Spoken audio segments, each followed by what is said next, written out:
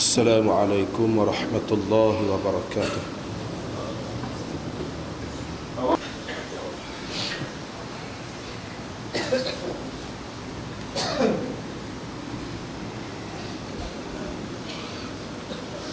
Alhamdulillah Alhamdulillahilladzi arsala rasulahu bil huda wa dinil haqq liyudhhirahu 'ala ad-din kullihi walau karihal musyrikun. Asyhadu an la ilaha illallah wahdahu la syarika lah wa asyhadu anna sayyidana Muhammadan 'abduhu wa rasuluh. Allahumma salli wa sallim wa barik ala Muhammad wa ala alihi wa ashabihi wa man da'a bi da'watihi wastanna bi sunnatihi ila yaumiddin. Amma ba'd.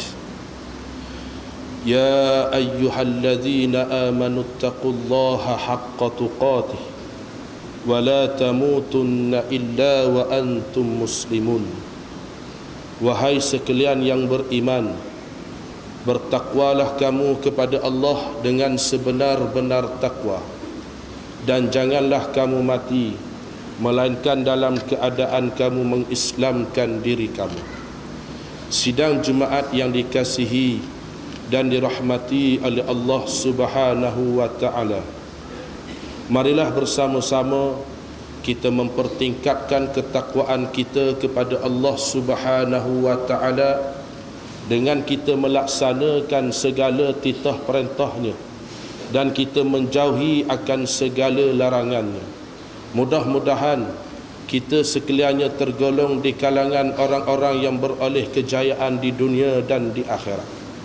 Sidang Jumaat yang dirahmati oleh Allah Subhanahu wa ta'ala, kita sebagai manusia, sebagai hamba Allah Subhanahu wa ta'ala, sudah pastinya menginginkan kebaikan di dalam kehidupan kita, sama ada kebaikan itu pada kehidupan dunia, lebih-lebih lagi kehidupan kita di akhirat.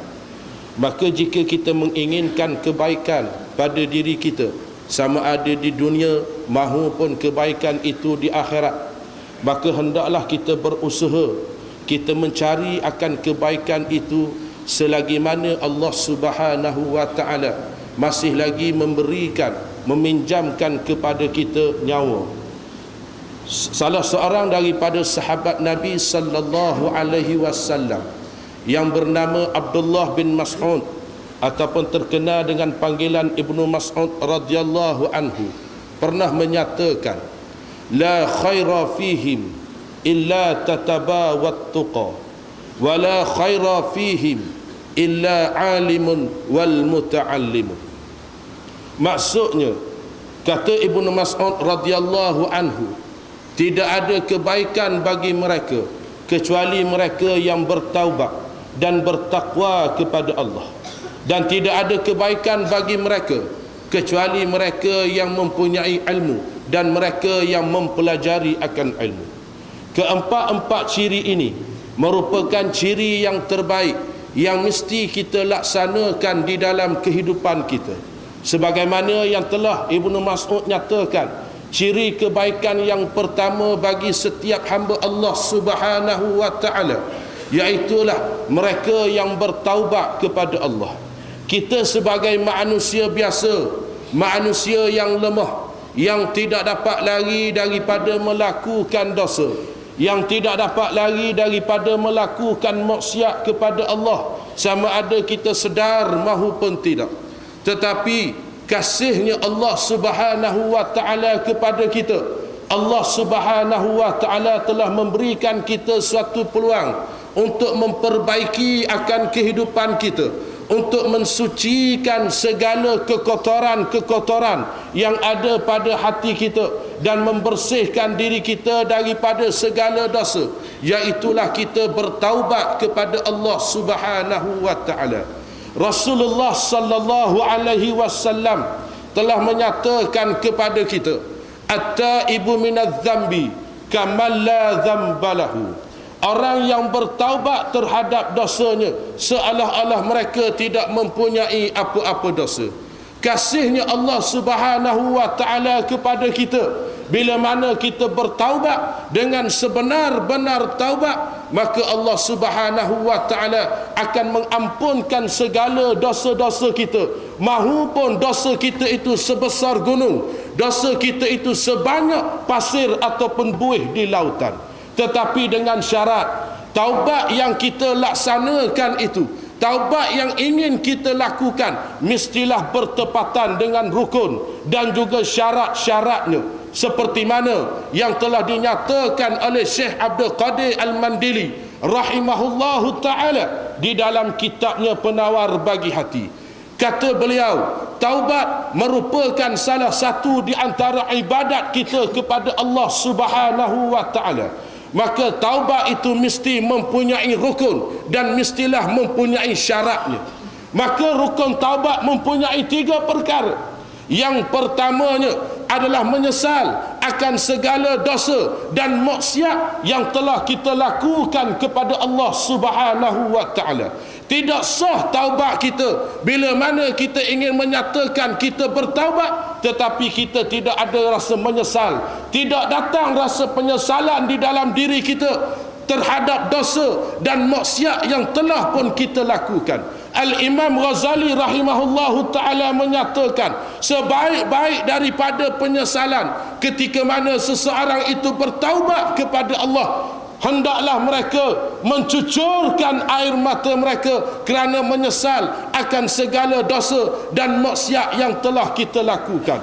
Tuan-tuan sidang jemaat yang dirahmati oleh Allah Subhanahu wa ta'ala, bila mana kita bertaubat kepada Allah, bila mana rasa datang menyesal akan maksiat dan dosa yang kita lakukan, tetapi tidak menitiskan air mata, dalam keadaan air mata kita tidak jatuh ke pipi, tidak mengalir, itulah tandanya hati kita tersangat kotor. Itulah tandanya hati kita tersangat keras lantaran terlalu banyak dosa, terlalu banyaknya maksiat yang telah kita lakukan kepada Allah Subhanahu wa ta'ala, sama ada dosa itu kecil maupun dosa itu besar. Malangnya ada di kalangan masyarakat pada hari ini memandang remeh, memandang enteng terhadap dosa-dosa dan maksiat kepada Allah Subhanahu wa ta'ala, sehingga ada yang berani menyatakan dosa yang dilakukan itu hanyalah dosa yang kecil sahaja, bila-bila masa dosa itu boleh gugur dengan amalan-amalan yang dilakukan. Ini suatu perbuatan yang sangat biadab kepada Allah Subhanahu wa ta'ala. Kerana para ulama menyatakan jangan kita memandang nilaian dosa tersebut sama ada kecil maupun besar, tetapi hendaklah kita pandang kepada siapakah kita berdosa, kepada siapakah yang telah kita lakukan maksiat tersebut. Orang yang banyak berdosa, orang yang tidak bertaubat daripada dosa-dosanya akan dimasukkan oleh Allah Subhanahu wa ta'ala ke dalam api neraka Allah. Na'udzubillahi min zalik. Sidang jemaat yang dirahmati oleh Allah, rukun taubat yang kedua iaitulah tidak akan mengulangi lagi akan dosa ataupun maksiat yang telah pun kita lakukan. Sekira mana kita bertaubat kepada Allah tetapi dalam masa yang sama kita masih lagi melakukan dosa dan maksiat yang sama, itulah tandanya taubat kita tidak diterima oleh Allah Subhanahu wa ta'ala. Dan yang ketiga, rukun taubat yang ketiga, kita mestilah berazam, mestilah menanam suatu cita-cita yang mana kita tidak akan mengulangi lagi akan dosa-dosa tersebut. Dan Syekh Abdul Qadir Al-Mandili rahimahullahu ta'ala juga menyatakan taubat juga mempunyai syarat-syaratnya. Antara syarat untuk Allah Subhanahu wa ta'ala menerima akan taubat kita, mestilah ketika mana kita bertaubat nyawa ataupun roh kita belum lagi berada di halqum. Sekira mana roh ataupun nyawa kita telah berada telah sampai ke pangkal halqum, itu bermakna taubat kita tidak akan lagi diterima oleh Allah Subhanahu wa ta'ala. Dan yang keduanya, mestilah sebelum daripada mana matahari itu terbit daripada sebelah barat, sekira mana kita bertaubat kepada Allah Subhanahu wa ta'ala dalam keadaan matahari telah pun terbit daripada tempat jatuhnya, itulah tandanya Allah Subhanahu wa ta'ala tidak lagi menerima akan taubat kita. Oleh kerana itu tuan-tuan sidang jemaat yang dirahmati oleh Allah Subhanahu wa ta'ala sekalian, janganlah kita melengah-lengahkan akan taubat kita, kerana ajal kita akan tiba pada bila-bila masa sahaja. Setiap hari kita dihidupkan oleh Allah Subhanahu wa ta'ala, itulah tandanya kita semakin hampir kepada kematian. Dan umur kita tidak seperti mana umur umat-umat yang terdahulu, kerana Nabi sallallahu alaihi wasallam menyatakan ammaru ummati baina sittin wa sab'in, purata umur umatku antara 60 ke 70. Tetapi ada juga di kalangan kita yang belum sampai 60 telah pun kembali kepada Allah Subhanahu wa ta'ala, kerana ajal dan maut tidak mementingkan umur. Mati bukan mesti menunggu tua, mati bukan mesti menunggu sakit. Itulah menunjukkan tua bukan syarat kepada mati, dan sakit bukan juga syarat kepada mati. Bila mana Allah Subhanahu wa ta'ala berkehendak kita kembali menghadap kepada Allah, maka Israel akan datang menjemput kita, akan datang mencabut roh daripada jasad kita. Pada waktu itu kita akan kembali menghadap Allah Subhanahu wa ta'ala. Cuba kita renungkan dosa dan maksiat yang terlalu banyak kita lakukan kepada Allah Subhanahu wa ta'ala. Tiba-tiba Israel datang menjemput kita dalam keadaan kita belum sempat bertaubat kepada Allah, dalam keadaan kita belum masih lagi memperbanyakkan akan amal ibadah kita kepada Allah Subhanahu wa ta'ala. Apa yang akan kita persembahkan kepada Allah Subhanahu wa ta'ala? Dan di manakah tempat tinggal kita di akhirat nanti, sama ada syurga ataupun neraka? Kalau kita mati dalam keadaan kita sempat bertaubat kepada Allah dengan sebenar-benar taubat, maka insya-Allah tempat kita adalah syurga Allah Subhanahu wa ta'ala. Tetapi sekira mana kita mati dalam keadaan maksiat, sekira mana kita mati dalam keadaan kita melakukan kedurhakaan kepada Allah, kita melakukan perkara-perkara yang dimurkai oleh Allah Subhanahu wa ta'ala, sudah pasti kita akan dihumbankan ke dalam neraka Allah Subhanahu wa ta'ala. Oleh itu tuan-tuan yang dikasihi dan dirahmati oleh Allah Subhanahu wa ta'ala, marilah bersama-sama kita mempersiapkan diri kita, kita mempertingkatkan amalan kita, kita memperbanyakkan istighfar kita kepada Allah Subhanahu wa ta'ala sebagai persiapan kita untuk kita menghadap hari di mana kita akan dijemput oleh Israel yang akan diutuskan oleh Allah Subhanahu wa ta'ala kepada kita. Dan yang kedua, kata Ibnu Mas'ud radhiyallahu anhu, ciri kebaikan yang kedua ialah mereka yang bertakwa kepada Allah Subhanahu wa ta'ala. Al-Imam Ghazali rahimahullahu ta'ala menyatakan sifat-sifat orang yang bertakwa ada dua. Yang pertamanya melakukan perkara yang difardukan dan juga yang disunatkan oleh Allah Subhanahu wa ta'ala. Dan yang keduanya meninggalkan akan perkara yang diharamkan oleh Allah Subhanahu wa ta'ala dan juga meninggalkan perkara-perkara yang makruh. Inilah di antara ciri ataupun sifat-sifat orang yang bertakwa kepada Allah Subhanahu wa ta'ala. Sebab tu kalau kita melihat tentang pengertian takwa ini sangat meluas. Ada sebahagian ulama mentafsirkan perkataan ataupun kalimah takwa ini, yang pertamanya tawaddu', yakni merendah diri. Yang keduanya qanaah, yakni berasa cukup akan rezeki yang telah dikurniakan oleh Allah Subhanahu wa ta'ala kepada kita. Yang ketiganya wara', yakni meninggalkan perkara-perkara yang syubhat, yang kesamaran akan hukumnya. Dan yang ketiganya yakin akan janji daripada Allah Subhanahu wa ta'ala. Sekira mana ada 4 perkara tersebut di dalam diri kita, maka kita tergolong jugalah di kalangan orang-orang yang bertakwa kepada Allah Subhanahu wa ta'ala. Allah Ta'ala menyatakan innallaha Allah Ta'ala menyatakan sesungguhnya Allah Subhanahu wa Ta'ala menerima amalan mereka-mereka yang bertakwa kepada Allah Subhanahu wa Ta'ala. Dan yang ketiganya, Ibnu Mas'ud menyatakan ciri kebaikan yang ketiga adalah mereka yang berilmu. Ilmu yang dimaksudkan di sini adalah ilmu yang bermanfaat sama ada di dunia maupun di akhirat, iaitulah ilmu agama. Dan juga yang keempatnya, mereka yang berusaha untuk mempelajari akan ilmu, iaitulah ilmu agama. Sebab itu tuan-tuan sekalian, jangan kita habiskan masa kita begitu sahaja. Jangan kita bazirkan waktu yang dianugerahkan oleh Allah Subhanahu wa Ta'ala kepada kita bazirkan dengan hanya perkara dunia semata-mata. Carilah ruang waktu yang ada walaupun singkat untuk kita mempelajari akan ilmu agama, kerana ilmu agama merupakan salah satu daripada perkara yang sangat bermanfaat sama ada di dunia maupun di akhirat. Islam tidak menegah kita, Islam tidak melarang kita mencari dunia, Islam tidak melarang kita mengambil perkara dunia.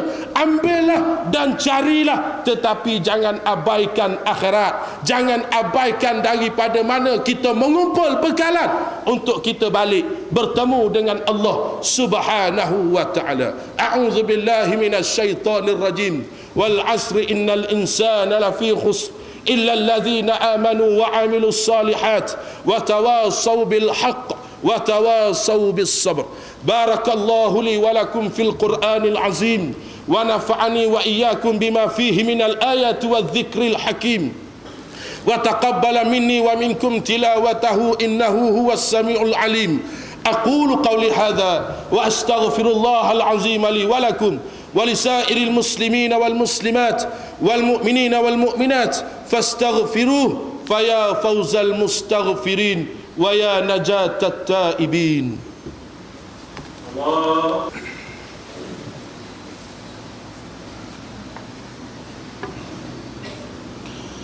الحمد لله الحمد لله نحمده ونستعينه ونستهديه ونستغفره ونعوذ بالله من شرور أنفسنا ومن سيئات أعمالنا.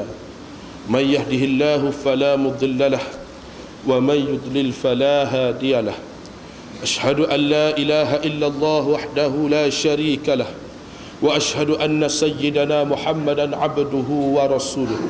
اللهم صل وسلم وبارك على محمد وعلى آله وأصحابه ومن تبعهم بإحسان إلى يوم الدين. أما بعد فيا عباد الله اتقوا الله أوصيكم وإياي بتقوى الله فقد فاز المتقون.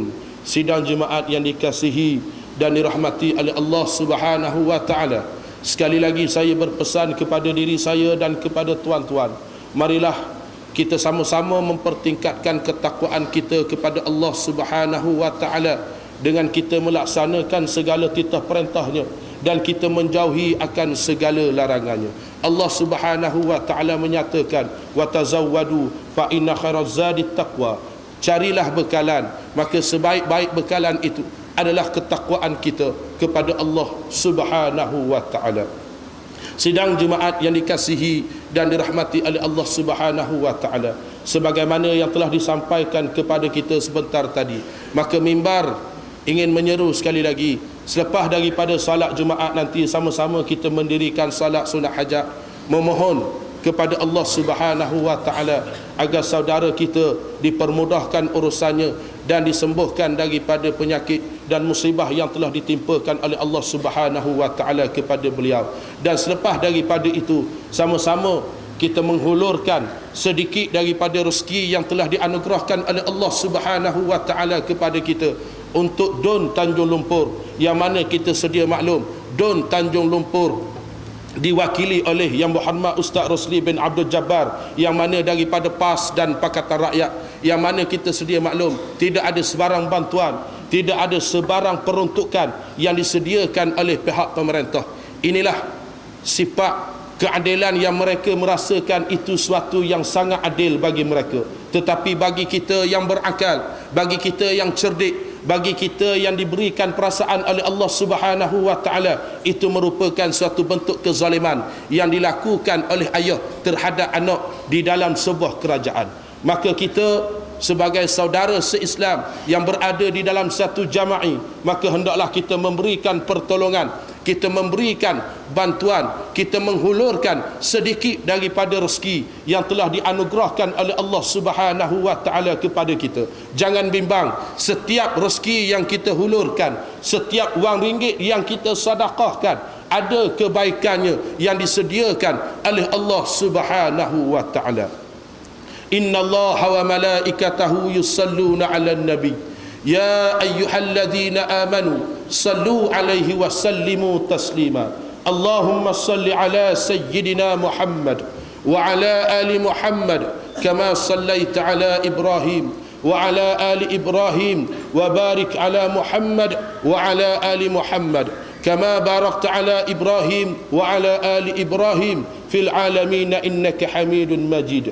اللهم اغفر المسلمين والمسلمات والمؤمنين والمؤمنات الأحياء منهم والأموات إنك سميع قريب مجيب الدعوات وقاضي الحاجات برحمتك يا أرحم الراحمين. اللهم أعز الإسلام والمسلمين وأذل الشرك والمشركين ودمر أعداءك أعداء الدين. اللهم انصر عبادك الموحدين في كل مكان وفي كل زمان يحارب فيها الإسلام وارفع راية الإسلام على العالمين. اللهم زدنا ولا تنقصنا وأكرمنا ولا تهنا وأعطنا ولا تحرمنا وارضنا وارض عنا.